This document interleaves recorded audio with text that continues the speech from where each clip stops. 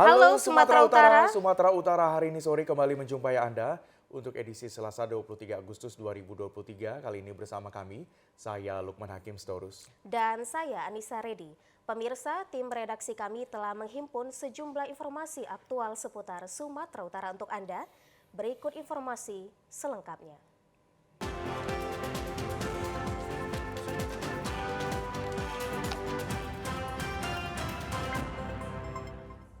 Saudara siswa di Sekolah Dasar Negeri 222 Desa Huta Pungkut, Kecamatan Kota Nopan, Mandailing, Natal terpaksa dipindahkan ke tempat belajar ke gedung sekolah madrasah setelah diteror harimau Sumatera. Sudah seminggu jejak kaki hewan buas ditemukan warga di perkebunan ladang warga yang tidak jauh dari kompleks Sekolah Dasar Negeri 222 Huta Pungkut, Kecamatan Kota Nopan, Kabupaten Mandailing, Natal. Bahkan jejak kaki harimau Sumatera mendekat ke gedung sekolah untuk menghindari terjadinya konflik hewan satwa yang dilindungi. Pihak sekolah dan Korwil Kecamatan Kota Nopan terpaksa memindahkan para siswa untuk mengikuti proses belajar mengajar ke sekolah madrasah di Desa Huta Pungkut Julu hingga menunggu situasi aman. Para siswa terpaksa digabung mulai kelas 1 hingga kelas 6, bahkan belajar di lantai beralaskan tikar. Kondisi ini terjadi akibat kekurangan ruang kelas di sekolah madrasah tersebut. Karena ada sesuatu hal yang terjadi di sekitar sekolah kita, yaitu karena adanya terdapat jejak harimau di sekitar sekolah. Kalau jejaknya kemungkinan tidak terlalu dekat, tapi di belakang sekolah ada yang melihat jejak harimau di situ, Pak. Ini usulan orang tua karena mereka khawatir dengan keselamatan anak-anak juga. Begitu juga dengan kami guru-gurunya merasa khawatir bagaimana nanti keselamatan anak didik kami, begitu juga dengan kami. Akibat teror harimau Sumatera sejak beberapa bulan di Kecamatan Kota Nopan, sejumlah petani di Kecamatan Kota Nopan terpaksa tidak ke sawah dan ke ladang. Para petani berharap agar hewan buas segera tertangkap. Sementara itu pemirsa, siswa Sekolah Dasar Negeri 217 Desa Huta Pungkut, Kecamatan Kota Nopan, Mandailing, Natal juga diungsikan ke sekolah madrasah untuk mengikuti proses belajar mengajar karena diteror harimau Sumatera. Teror harimau Sumatera kembali terjadi di Kecamatan Kota Nopan, Mandailing, Natal. Sudah hari kedua, murid di Sekolah Dasar Negeri 217 Desa Huta Pungkut juga belajar di gedung Madrasah Al-Iksaniyah karena adanya penemuan jejak harimau Sumatera yang tak jauh dari halaman sekolah. Gedung SDN 217 ini berada di kawasan hutan.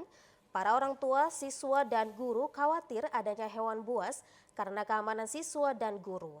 Para siswa diungsikan ke sekolah yang berada di permukiman Desa Huta Pungkut untuk mengikuti proses belajar mengajar hingga kondisi dinyatakan aman dan harimau berhasil ditangkap.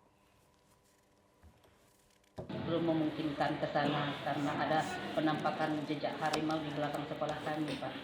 Terus begitu saya dapat telepon dari guru saya koordinasi dengan Korwil 8 sebagai kepala saya, atasan saya koordinasi dengan ibu tersebut. Kemudian ibu tersebut menghimbau kepada kami kalau belum situasinya belum memungkinkan kembali ke sekolah, jangan dulu ke sekolah. Kalau kita rencanakannya, Pak, sampailah masyarakat sudah mengumumkan kalau umpamanya itu sudah tidak kita takutkan lagi. Karena memang dia muncul kadang-kadang sudah di Hutaring Baru, kadang-kadang sudah di Huta Pungkut. Jadi kita memang tidak bisa prediksi, Pak. Ketika nanti kita sudah merasa aman oleh masyarakat, kita akan kembali lagi ke gedung sekolah kita yang lama. Kolom limbah pabrik pengolahan kelapa sawit PT Rapala yang berada di Desa Semusam, Kecamatan Batang Serangan bocor dan mengalir ke sungai. Akibat kejadian ini, masyarakat dan pengelola wisata air mengeluh karena tidak ada wisatawan yang berkunjung. Masyarakat dan pengelola wisata Pantai Batu Sembah yang berada di aliran Sungai Musam, tepatnya Dusun Batu Sembah Desa Semusam, merasa resah dan kesal terhadap pabrik pengolahan kelapa sawit yang berada di desa mereka. Pasalnya kolam limbah PT Rapala pecah hingga mengalir ke sungai yang merupakan aktivitas masyarakat sehari-hari untuk kebutuhan mandi dan mencuci pakaian. Pecahnya kolam limbah ini mengakibatkan air sungai menjadi hitam karena limbah pengolahan kelapa sawit mengalir ke air sungai. Pecahnya kolam limbah ini terjadi Jumat pagi tepatnya pukul 5 dini hari dan hingga kini limbah tersebut masih terus mengalir ke sungai. Kolam limbah PT Rapala tepat berdampingan dengan Sungai Semusam sehingga limbah sudah tidak tertampung lagi dan pecah hingga mengalir ke aliran sungai. Menindaklanjuti kejadian ini, masyarakat langsung melaporkan hal tersebut ke pihak desa dan berjanji akan memediasi PT Rapala dengan masyarakat Semusam. Pengelola wisata Bob mengatakan Sungai Musam merupakan aktivitas utama masyarakat untuk melakukan kegiatan mandi dan mencuci. Untuk itu, jika limbah terus mengalir ke sungai, masyarakat sangat kesal dan marah. Di kisaran pukul 5 pagi, jam 5 ya, pecah limbah pabrik Rapala. Jadi dampaknya ini kami seluruh yang dilintasi oleh Sungai Musam ini berdampak orang nggak berani mandi ke sungai kan, karena kami daerah sini memang rata-rata mandinya ke sungai. Jadi inilah yang terjadi. Jadi satu hari ini kalau saya yang pengusaha wisatawan, wisata saya hari ini saya tutup karena tadi ada beberapa mobil yang udah masuk pulang. Sementara itu, pihak PT Rapala tidak berkenan dikonfirmasi terkait kebocoran kolam limbah yang mengalir hingga ke aliran Sungai Musam, Kecamatan Batang Serangan, Kabupaten Langkat. Informasi lainnya pemirsa, kejadian luka terbakar yang dialami peserta perlombaan panjat pinang di Kabupaten Deli Serdang menjadi pengalaman bagi panitia perlombaan pada perayaan HUT Kemerdekaan RI yang ke-78 kemarin. Berharap pihak kepolisian harus mengusut tuntas kasus tersebut. Momen memeriahkan Hari Ulang Tahun Kemerdekaan Republik Indonesia sudah menjadi tradisi dengan menggelar berbagai perlombaan dan tidak lengkap jika tidak ada panjat pinangnya. Namun perlombaan panjat pinang yang digelar remaja Masjid Al-Jihad di Desa Sena, Kecamatan Batangkuis, Kabupaten Deli Serdang menjadi petaka bagi remaja yang ikut serta. Ada peserta lomba yang mengalami luka seperti terbakar di sekujur tubuh, bahkan ada juga yang tidak sadarkan diri setelah mengikuti perlombaan. Hal ini diakibatkan minyak pelumas atau minyak gemuk yang dioleskan di pohon pinang diduga palsu. Kepala Desa Sena, Yuli, mengatakan kegiatan panjat pohon pinang yang digelar anak-anak remaja Masjid Al-Jihad, Dusun 5, Desa Sena, bukan pihak desa yang membuat. Pihak desa mendapat informasi setelah kepala dusun melaporkan kejadian sejumlah remaja mengalami luka seperti terbakar dan dibawa ke klinik terdekat. Pihak desa telah berkoordinasi dengan pihak kepolisian untuk dapat memastikan luka seperti terbakar peserta panjat pohon pinang ini. Jika memang penyebab luka seperti terbakar peserta panjat pohon pinang ini akibat dari minyak pelumas yang digunakan, maka pihak penjual minyak pelumas harus bertanggung jawab atas kejadian ini. Setahu saya, remaja Masjid Al-Jihad mengadakan perlombaan untuk kemeriahan 17 Agustus. Tapi di situ memang bukan desa yang mengadakan, remaja masjid. Pas sore saya dapat telepon dari panitia dan juga kepala dusun bahwasanya terjadi orang-orang yang panjat pinang itu melepuh badannya karena terbakar. Kalau dugaan sementara mungkin minyak gemuk itu kita nggak tahu, mungkin sensitif di kulit mereka atau bagaimana, makanya itulah yang memang harus kita selidiki. Jadi kita tahu siapa yang harus bertanggung jawab dalam hal ini, apakah si penjual ataukah panitia. Penjual minyak pelumas yang berada di Jalan Batangkuis, Kota, enggan memberikan keterangan terkait minyak pelumas yang dijualnya. Namun ia hanya memberikan keterangan bahwa seluruh biaya perobatan korban akan ditanggungnya. Wakil Wali Kota Sibolga, Pantas Maruba Lumban Tombing, didampingi beberapa staf Dinas PUPR Kota Sibolga, melakukan pemeriksaan pengerjaan proyek infrastruktur Kota Sibolga yang didanai APBD Kota Sibolga. Dalam pemeriksaan itu, Wakil Wali Kota Sibolga dengan teliti memeriksa setiap hasil dari pengerjaan yang tengah dilakukan, terutama dari segi kualitas bahan maupun keoptimalan hasil. Proyek yang ditinjau Wakil Wali Kota ada 3 titik lokasi, yakni penataan kawasan kumuh di sepanjang Sungai Ayek Muara Bayon untuk pemanfaatan UMKM, rehab total trotoar Jalan Ahmad Yani, serta pengecetan kawasan Taman Makam Pahlawan Kota Sibolga. Wakil Wali Kota Sibolga menekankan kepada pihak rekanan agar tetap mengedepankan kualitas pada pengerjaan proyek bernilai ratusan juta rupiah yang bersumber dari dana APBD Kota Sibolga. Jika tidak berkualitas, tentunya tidak akan memberikan manfaat bagi masyarakat. Dari 3 titik lokasi pengerjaan proyek yang telah ditinjau seperti penataan kawasan kumuh di sepanjang Sungai Ayek Muara Bayon untuk pemanfaatan UMKM, Tidak ada ditemukan permasalahan yang dianggap mempengaruhi kualitas pengerjaannya, namun tetap diberikan masukan maupun pengawasan terhadap apa yang dikerjakan pihak rekanan. Sampai kita lihat terakhir pengerjaannya bagus, tidak ada masalah, hanya saja beberapa ada kita kasih masukan tadi ke mereka terkait dengan lampu-lampu jalan yang dibuat dan tempat steering-steeringnya paling tidak mesti ada pengawasan.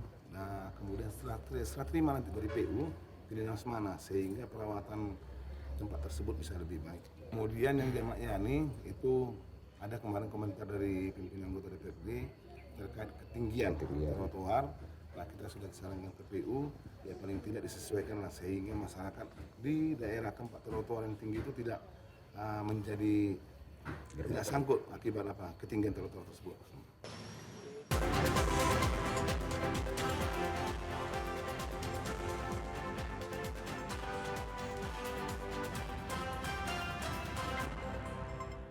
Selamat sore dan selamat bergabung bagi Anda yang baru saja menyaksikan Sumatera Utara hari ini sore. Saudara, tingginya angka penderita kanker di Indonesia khususnya Sumatera Utara membuat Yayasan Kanker Cabang Sumatera Utara menyelenggarakan sosialisasi kondisi kanker di Sumatera Utara yang dilaksanakan di Aula Tengku Rizal Nurdin pagi tadi di Medan. Sosialisasi kondisi kanker di Sumatera Utara dikenali leukemia dan talasemia serta donor darah menghadirkan narasumber Profesor Dr. Bidasari Lubis. Kadis Kesehatan Provinsi Sumatera Utara Dr. Alwi Mujahid Hasibuan mengatakan, kegiatan ini dalam rangka HUT ke-78 Republik Indonesia bekerjasama dengan YKI Cabang Sumut. Dikatakan saat ini penderita kanker cukup tinggi di Sumatera Utara, antara lain kanker payudara, kanker darah, dan kanker paru. Tingginya penderita kanker dipicu dengan perilaku masyarakat dan pola makan yang tidak sehat. Bagi penderita kanker yang sudah dapat terdeteksi dapat diobati karena kebanyakan masyarakat berobat ke rumah sakit jika penyakit tersebut sudah masuk stadium tinggi. Kanker ini kalau ditemukan dalam waktu yang dini itu bisa ditangani tuntas. Tapi yang terjadi adalah datangnya itu sudah kasep, sudah kondisi yang berat. Dan pada kondisi seperti itu hampir 100%, 90% itu fatal akibatnya. Hanya 1%, 10% yang bisa diselamatkan. Sementara kalau ditemukan ini 90% selamat. Seperti itu. Jadi kita berkepentingan untuk mensosialisasikan ini sehingga semuanya bisa kembali dengan baik dan kemudian bersikap sesuai dengan harapan kita. Ketua Yayasan Kanker Indonesia YKI Sumatera Utara Nyonya Nawal Edi Ramayadi mengatakan pentingnya mendeteksi dan mencegah penyakit kanker bagi keluarga melalui peran kader PKK. Mengajak seluruh pihak untuk terlibat aktif dalam pencegah kanker. Dikatakan jumlah penderita kanker yang banyak ini merupakan data dari rumah sakit. Sementara penderita kanker masih banyak yang enggan berobat ke rumah sakit dan hanya mengandalkan pengobatan alternatif yang terkadang berujung lebih parah. Seperti penderita kanker payudara tertinggi di Sumatera sebanyak 393 orang. Menurut Nawal Edi Ramayadi, pertumbuhan sel yang tidak normal harus dideteksi sedini mungkin sebagai upaya pencegahan sebelum kanker semakin parah yang akan merusak sel tubuh lainnya. Sosialisasi ini memberikan pemahaman bagaimana mencegah dan mengenali gejala penyakit mematikan tersebut. Alhamdulillah dengan kita sering melakukan donor darah dan sosialisasi tentang kanker di Sumatera Utara, rakyat Sumatera Utara sudah lebih banyak bertanya kepada kami, sudah lebih banyak menghubungi kami masalah cancer ini. Alhamdulillah. Jadi sejauh ini mereka sudah tahu lagi ya? Sudah tahu, sudah mengerti bahwa mereka tidak boleh lagi ragu-ragu untuk memeriksakan dirinya ke dokter dan melakukan pengobatan tidak lagi secara alternatif ya. Pada kesempatan itu turut dilakukan donor darah mengingat tingginya permintaan darah di Kota Medan akhir-akhir ini. Melalui donor darah diharapkan dapat membantu masyarakat yang membutuhkan.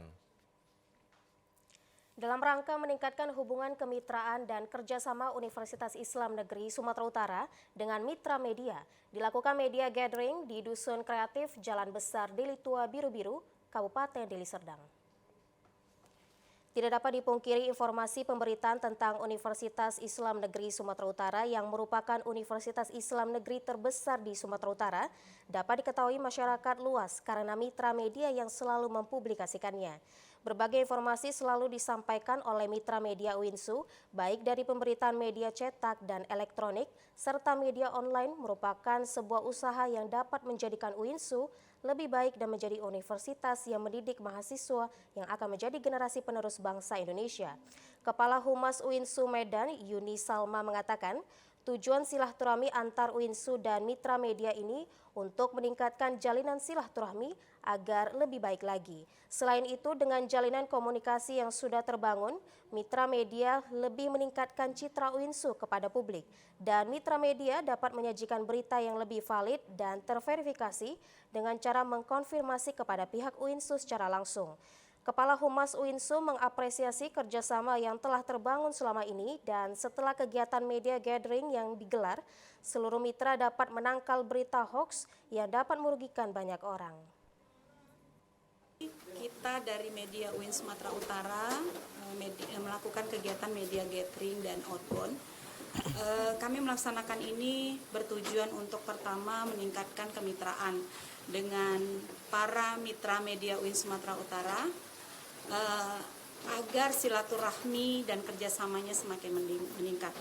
Kita berharap dari kegiatan ini terjalin komunikasi yang baik untuk dapat memberikan informasi-informasi positif. Teman-teman media dapat mengcounter juga isu-isu negatif menjadi berita-berita positif. Salah seorang peserta media gathering, Sugiatmo MA, mengaku sangat senang karena lebih mengenal seluruh mitra media UINSU. Selain itu, melalui media gathering ini, seluruh mitra dapat lebih meningkatkan perannya untuk menyampaikan informasi dari UINSU agar semakin diketahui oleh masyarakat luas. Dengan kegiatan media gathering ini, kita harapkan kita pertama sama-sama wartawan kita saling akrab.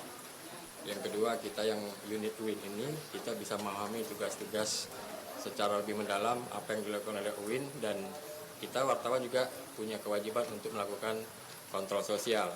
Tapi kontrol sosial itu adalah yang berbasis konfirmasi pesan Pak WR4 tadi itu. Jadi harapan ke depan kita tetaplah melakukan liputan-liputan di UIN Sumatera Utara dengan harapan atau dengan kita punya misi bersama bagaimana UIN Sumatera Utara itu lebih besar dan dikenal sebagai universitas yang terbesar di Sumatera Utara. Pada media gathering UINSU ini, berbagai kegiatan sudah disusun dan dipandu oleh instruktur sehingga keseruan dan kemeriahan diperoleh seluruh peserta, baik mitra media dan pihak UINSU sendiri.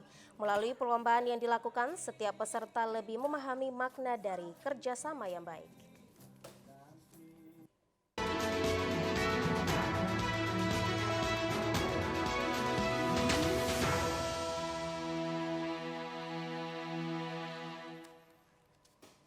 Saudara, Komisi Pemilihan Umum Daerah Kota Sibolga mengumumkan penetapan daftar caleg sementara DCS anggota DPRD Kota Sibolga pada pemilu 2024. Ketua KPUD Kota Sibolga Khalid Walid yang didampingi Sekretaris KPUD Sibolga Tirta Adiputra Pasaribu menyampaikan jumlah DCS anggota DPRD Kota Sibolga pada pemilu 2024 mencapai 262 orang dengan perincian 129 orang laki-laki, 89 orang perempuan, ditambah dengan 44 orang lagi caleg yang tidak memenuhi syarat TMS. DCS telah mengumumkan di media massa maupun website milik KPUD Kota Sibolga pada 19 hingga 28 Agustus 2023 agar masyarakat dapat memberikan masukan dan tanggapannya. Khalid menjelaskan pengumuman DCS ini tertera pada nomor 12 tahun 2024 tentang daftar calon sementara DPRD Kota Sibolga dalam pemilihan umum tahun 2024. Sementara itu bagi DCS anggota DPRD Kota Sibolga pada pemilu 2024 yang termasuk dalam kategori TMS tersebut masih ada jeda untuk melakukan jadwal pencermatan sampai ditetapkannya kembali daftar caleg tetap pada awal bulan November nanti. Ini kita umumkan juga dimulai tanggal 19 Agustus sampai dengan tanggal 28 Agustus melalui media massa, media cetak dan juga media elektronik serta di website KPU Sibolga baik itu Facebook, Twitter, Instagram dan juga media sosial lainnya. Jadi untuk ini kita minta tanggapan masyarakat tentang daftar calon sementara ini. Jadi sementara itu akan ada lagi runtutan ataupun jadwal untuk pencermatan bagi yang TNS sampai nanti ditetapkannya daftar calon tetap di tanggal 3 November tahun 2023 dan pengumumannya akan dilaksanakan untuk DCT di tanggal 4 November tahun 2023. Untuk pemilu 2024 mendatang, KPUD Kota Sibolga menargetkan partisipasi masyarakat dalam menggunakan hak pilih bisa mencapai 80%, mengingat pada pemilu 2019, KPUD Kota Sibolga mencapai 80% dari target KPU RI 75%. Sementara itu pemirsa, dua partai politik di Kabupaten Serdang Bedagai yakni Partai Garuda dan Partai Bulan Bintang tidak mengajukan bakal calon legislatifnya di pengumuman daftar calon sementara. Hal tersebut disampaikan Ketua KPUD Sergai Fuad Hasan Lubis di sela kegiatan pengumuman daftar calon sementara Bacalek Serdang Bedagai. Pada perjalanan tahapan pemilu yaitu pendaftaran Bacalek yang dilakukan Parpol, terdapat 18 yang sudah mendaftarkannya. Sebanyak 747 Bacalek di awal pendaftaran di tahap verifikasi administrasi dan dokumen, terdapat 61 calon memenuhi syarat atau MS, serta 686 calon belum memenuhi syarat atau BMS. KPUD mengembalikan dokumen Bacaleknya ke Parpol untuk diajukan perbaikan. Namun terdapat dua partai politik yang tidak melakukan perbaikan ataupun penggantian Bacaleknya ke KPUD, yaitu Partai Garuda dan Partai PBB dengan jumlah 114 Bacalek. Dari hasil pencermatan terakhir, terdapat 16 parpol yang mengajukan total Bacalek sebanyak 633 dengan rincian jumlah calon yang memenuhi syarat atau MS sebanyak 534 calon dan TMS sebanyak 99 orang. Fuad Hasan menambahkan dalam pengumuman DCS nanti, kepada dua parpol tersebut masih dimungkinkan untuk mengajukan Bacaleknya dengan syarat mengganti semua calon yang sudah pernah diajukan ke KPU. Di awal KPU Kabupaten Serdang Bedagai memang menerima 18 partai politik peserta pemilu. Artinya partai politik nasional ikut mendaftar di Kabupaten Serdang Bedagai, ada 18 partai dan sudah mengajukan nama-nama Bacaleknya. Tetapi setelah kita lakukan verifikasi administrasi, terdapat dua partai politik yaitu Partai PBB dan Partai Garuda yang seluruh Bacaleknya dinyatakan tidak memenuhi syarat. Dan dua partai tersebut tidak melakukan perbaikan atau pergantian terhadap Bacaleknya. Maka sampai pada saat penetapan DCS seluruh Bacaleknya kita nyatakan tidak memenuhi syarat.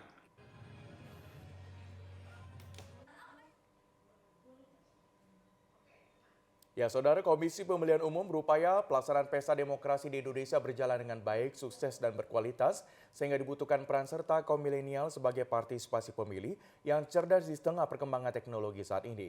Untuk mengetahui partisipasi pemilih yang cerdas bagi kaum milenial, kini telah bergabung bersama kami dalam dialog by Zoom bersama Komisioner KPU Medan, Edi Suhartono. Selain itu juga adalah bergabung bersama kami kaum milenial Nurul Marisa.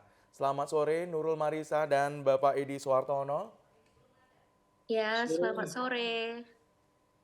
Baik, kita masih tergabung dengan Mbak Nurul Marisa atau akrab dipanggil Mbak Ica ya. Oh iya, sudah bergabung Ica. bersama kita juga Pak Edi Suhartono. Selamat sore Pak Edi. Selamat sore Mbak. Pak Edi, Dengar ya? baik, pertanyaan pertama, bagaimana peran kaum milenial ini dalam memberikan suaranya, hak suaranya di dalam pemilu 2024 mendatang, Bapak? Sejauh mana, seberapa penting suara kaum milenial ini, Pak?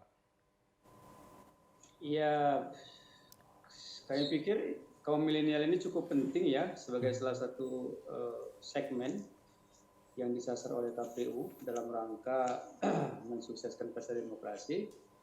Kalau berdasarkan data yang kita miliki ya, data pemilih ya, DPT Kota Medan yang sebesar 1.853.458 itu sekitar 34% itu adalah kaum milenial. Itu yang artinya ada usia di antara 27 sampai 42 tahun, kita klaster sedemikian rupa.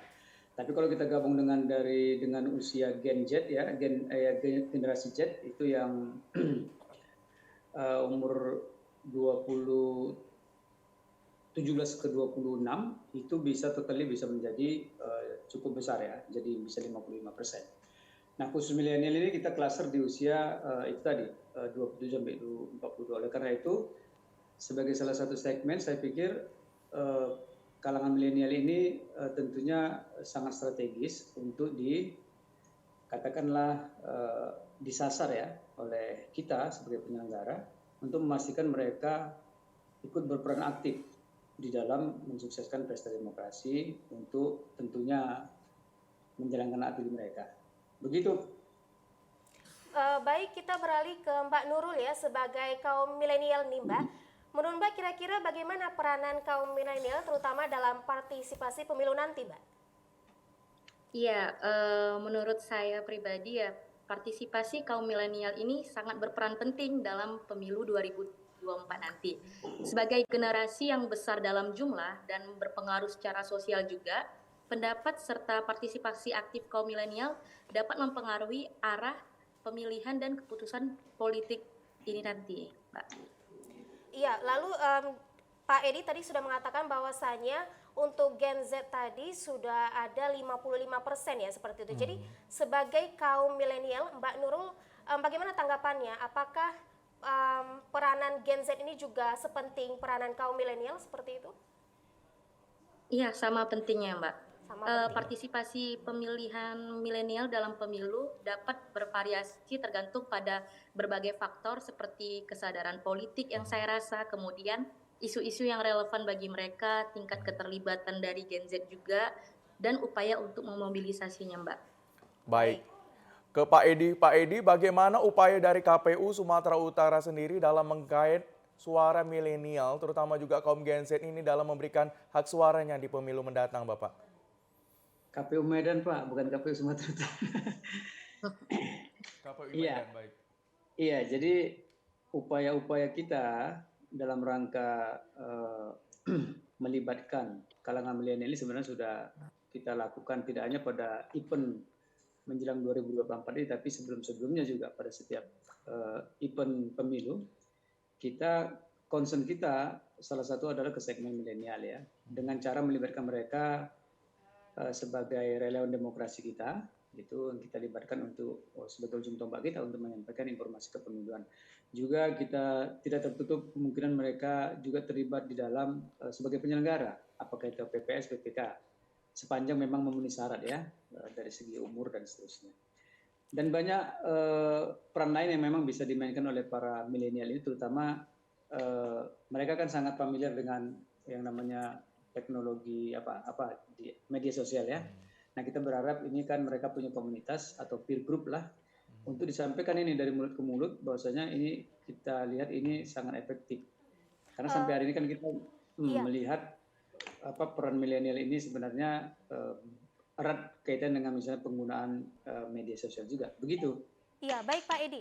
Tadi Bapak menyebutkan bahwasannya sosialisasi pemilu ini dilakukan secara digital juga ya, seperti di media sosial. Apakah menurut Bapak media sosial itu cukup efektif untuk kaum milenial dan juga kaum Z atau generasi Z seperti itu Pak? Atau untuk generasi lainnya?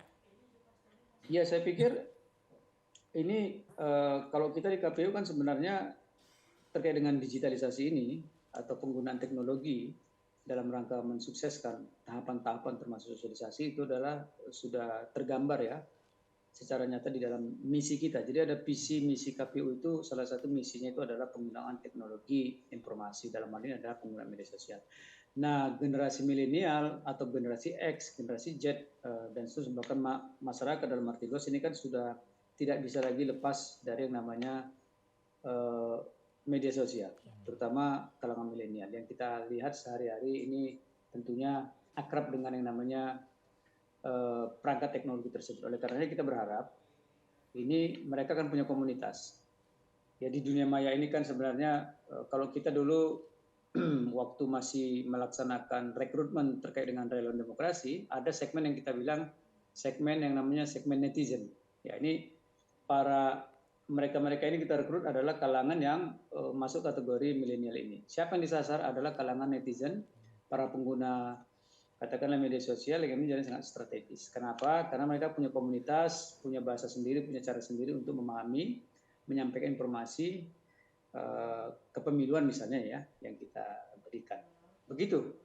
Baik, ke Mbak Nurul Marisa. Mbak Marisa, tentunya peranan dari gadget ini termasuk media sosial sangat penting ya untuk mengetahui visi, misi, ataupun profil dari pemimpin yang akan dipilih nantinya. Sejauh mana mungkin Mbak Marisa melihat peran KPU dalam mensosialisasikan pemilu di 2024 mendatang, kemudian juga terkait dengan visi, misi calon pemimpin Indonesia 5 tahun ke depan itu seperti apa lewat media sosial saat ini?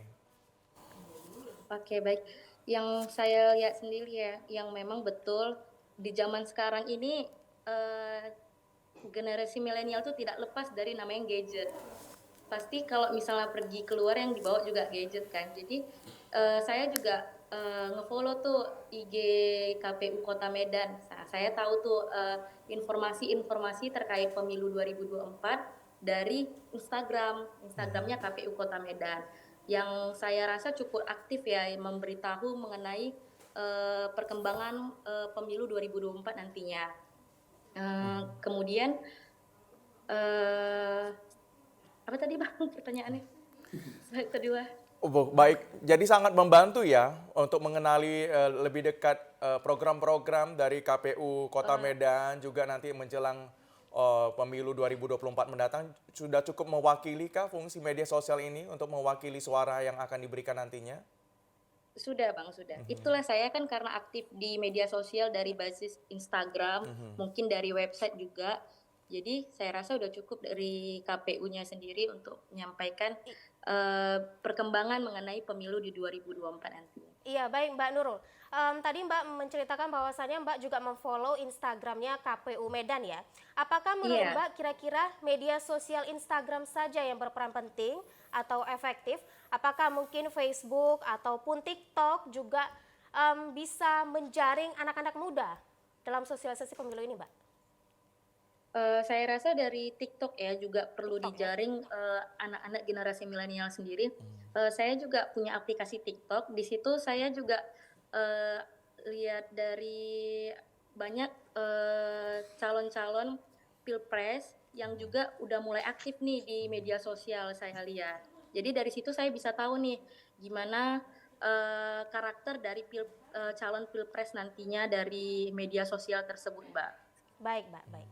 Baik, Pak Edi, kita melihat juga KPU Kota Medan juga cukup update ya dalam memberikan sosialisasinya di media sosial ya Pak ya. Bapak, target dari KPU Medan sendiri seperti apa nanti ke depannya Pak? Tentang pemberian informasi ataupun update informasi menjelang pemilu 2024 mendatang. Ya, terima kasih. Jadi kita akan menggunakan segala cara untuk menyampaikan informasi kepemilian ini ya sampai menjelang hari ya, baik secara melalui media sosial maupun melalui tatap muka langsung. Karena kita tidak menafikan bahwasanya media sosial ini kan disampaikan dengan bahasa-bahasa yang serba mudah dipahami dan sebagainya. Nah, kita juga butuh juga menyampaikan informasi kepemilian ini secara lebih komprehensif lewat tatap muka langsung. Jadi kombinasi penyampaian informasi atau sosialisasi terkait dengan pemilu 2024 ini akan kita laksanakan secara bersama-sama baik melalui media sosial maupun tatap muka. Ini penting supaya nanti terutama kalangan milenial yang ini biasanya kan cukup kritis ya. Jadi cukup kritis dan membuka ruang untuk hal-hal yang sifatnya dialog interaktif. Kalau media sosial ini kan sepertinya satu arah ya. Kita proses interaktifnya itu saya masih perlu. Oleh karena itu pertemuan tatap muka langsung ya, ini tidak hanya terbatas pada kalangan milenial tapi juga segmen-segmen lain. Ini penting bagi kita untuk menyampaikan misalnya tahapan-tahapan pemilu, kemudian apa saja yang perlu dipahamkan terkait dengan kepemiluan yang akan datang ini, terutama 2024 yang mungkin ya sekitar beberapa bulan lagi ya. Begitu. Baik Pak Edi, berarti mungkin penyampaiannya untuk generasi milenial ataupun Z itu penyampaiannya sesuai dengan bahasa anak muda seperti itu ya Pak ya. Kira-kira selain dengan media digital, apakah mungkin ada sosialisasi secara Tatap terbuka, muka ya. tatap muka seperti itu Pak, nggak hanya digital saja kan? Iya, jadi kita terutama pengalaman kita di 2020 kemarin ketika pandemik itu ya. Pandemik itu kan sebenarnya kita penyelenggara dihadapkan dengan tantangan sulitnya kita tatap muka langsung, dan sejak itulah kemudian Zoom, kemudian katakanlah media dalam jaringan ini menjadi sangat efektif untuk menyampaikan informasi. Pun demikian, kalau saya melihat tetap saja pertemuan tatap muka harus dikombinasi dengan pertemuan tatap muka dalam artian sosialisasi face to face, terutama untuk kalangan-kalangan yang pemilih-pemilih yang tidak familiar dengan teknologi informasi, misalnya kalangan tua ya, yang memang dia ya yang untuk media sosial ini kan biasanya kalangan milenial atau generasi Z, tapi generasi yang tadi kayak generasi pre-boomer atau baby boomers itu kan perlu kita kemudian berinteraksi langsung untuk menyampaikan informasi kepemilikan ini. Jadi kombinasi itu penting dua-dua. Jadi baik media dalam jaringan dalam artian media sosial maupun media tatap muka. Begitu. Baik, dari KPU Medan sendiri bagaimana Bapak dalam menghempang informasi hoax atau tidak benar yang nantinya akan diperoleh oleh masyarakat kita? Apa kerjasama yang akan dilakukan dengan pihak-pihak terkait Pak dalam menghempang hoax tersebut? Sejauh ini terkait dengan event 2024 ini kita cermati dari paling tidak dari 4 media sosial kita ya, baik Instagram, kita diakses ya, Instagram, website, Facebook maupun Twitter ya, bahkan kita kemarin sempat ada podcast kita ya. Nah, kita menggunakan sarana ini semua untuk memastikan informasi kepemiluan itu bisa diperoleh. Nah, terkait dengan misalnya hoax sejauh ini, terkait dengan misalnya 2024 ini kita belum menerima atau mendapati informasi-informasi yang katakanlah counter ya atau negatif. Kalaupun itu akan misalnya terjadi, kita tentunya perlu melakukan respon cepat, merespon secara cepat terkait dengan berita-berita yang mereng. Tentunya ini perlu diingatkan juga kepada misalnya kalangan milenial untuk tidak secara gampang juga misalnya ikut-ikutan misalnya merepost berita yang belum tentu benar. Di sini gunanya pengguna media sosial dalam hal ini misalnya kalangan milenial atau masyarakat dalam arti luas betul-betul menggunakan sarana media sosial ini menjadi salah satu sarana yang memang betul-betul positif dalam artian mengambil informasi dari sumber yang benar, kemudian melakukan cek-recek dan jangan gampang melakukan repost dan meneruskan berita-berita yang belum tentu benar. Saya pikir ini salah satu pembelajaran tidak hanya bagi kita semua lah ya, tidak hanya kalangan milenial, ketika kita dihadapkan dengan perkembangan teknologi lewat media sosial. Informasi apa saja sekarang bisa diakses ya. Iya, misalnya baik kalau Pak. informasi kepemiluan ya dari KPU dan sebagainya. Iya, baik Pak.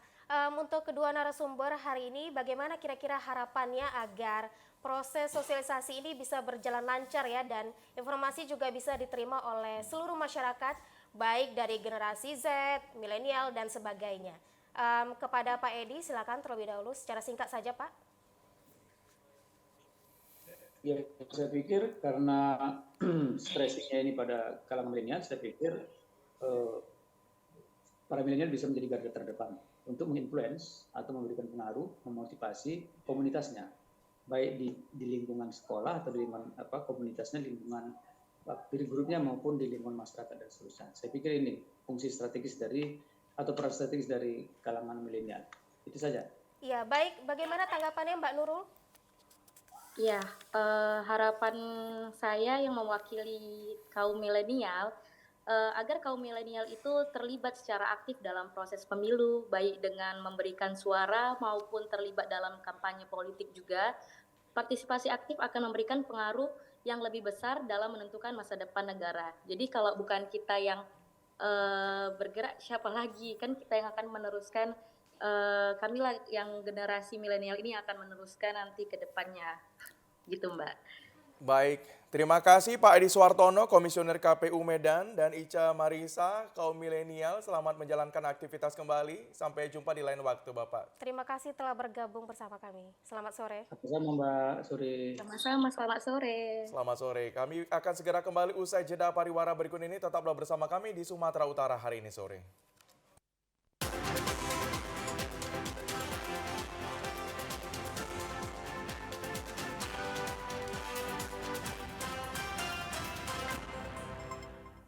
Terima kasih Anda masih bersama kami di Sumatera Utara hari ini. Pemirsa, demi meningkatkan pelayanan dan informasi publik, Dinas Pendidikan Kabupaten Labuhan Batu Utara meluncurkan inovasi terbaru, yakni aplikasi penjelajah sebagai pengganti ijazah rusak atau hilang secara online.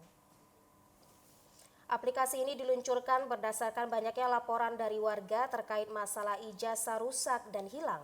Aplikasi dapat diakses secara online bagi warga yang membutuhkan mengganti ijazah rusak atau hilang dengan cara memasukkan nomor ijazah asli sehingga warga dapat langsung mencetak dengan cara memprint out. Ijazah tersebut dapat dilegalisir oleh pejabat yang berwenang dan dapat digunakan sebagaimana fungsi ijazah aslinya. Kepala Dinas Pendidikan Kabupaten Labuhan Batu Utara, Irwan Harahap menjelaskan, diluncurkannya aplikasi penjelajah ini selain memberikan informasi terbuka kepada masyarakat luas terkait program dan inovasi terbaru terkait perkembangan dunia pendidikan, juga mempermudah masyarakat dapat mengakses duplikat asli ijazah sekolah se-Labuhan Batu Utara, mulai tingkat sekolah dasar hingga tingkat atas. Semua ini berawal dari banyaknya keluhan-keluhan masyarakat, terutama tentang ijazah yang hilang, ijazahnya terbakar. Bahkan di satuan pendidikan pun juga buku induk belum tersedia. Sehingga kami dari Dinas Pendidikan mempunyai terobosan untuk meluncurkan satu inovasi yang bernama penjelajah. Dan ini berguna untuk seluruh satuan pendidikan dan juga dinas pendidikan beserta seluruh masyarakat yang nanti bisa mengakses nomor seri ijazahnya pada laman yang sudah kami tentukan. Karena aplikasi penjelajah ini baru diluncurkan dan hanya mengakses ijazah tamatan tahun 2022 ke atas, meskipun belum diresmikan secara resmi oleh pemerintah Kabupaten Labuhan Batu Utara, namun aplikasi ini sudah dapat diakses secara online. Para pelajar pemilih pemula yang ingin mengurus EKTP-nya sangat kecewa atas buruknya pelayanan Dinas Kependudukan dan Catatan Sipil Kabupaten Toba. Pasalnya para pelajar pemilih pemula yang ingin mengurus EKTP merasa dipersulit karena diharuskan membawa handphone untuk pengurusan KTP digital. Salah seorang pelajar, Tasya Tambunan, mengatakan dirinya sangat kecewa atas pelayanan dari Dinas Dukcapil Toba dikarenakan sebelumnya mereka di sekolah masing-masing telah melakukan perekaman EKTP untuk pemilih pemula dan disarankan sewaktu pengambilan EKTP-nya cukup hanya membawa kartu keluarga saja. Ternyata setelah di kantor Dinas Dukcapil Toba, para pelajar diwajibkan membawa handphone masing-masing.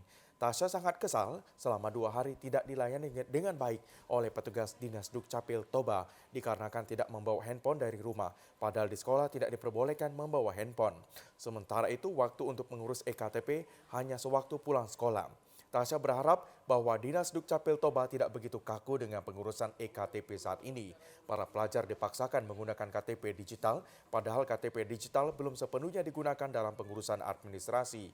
Diharapkan Dinas Dukcapil Toba hendaknya dapat melayani pengurusan EKTP dengan baik kepada masyarakat. Cuma hati dia katanya bilang, kakak kan kemarin disuruh pas datang cuma bawa kakakmu katanya kayak gitu.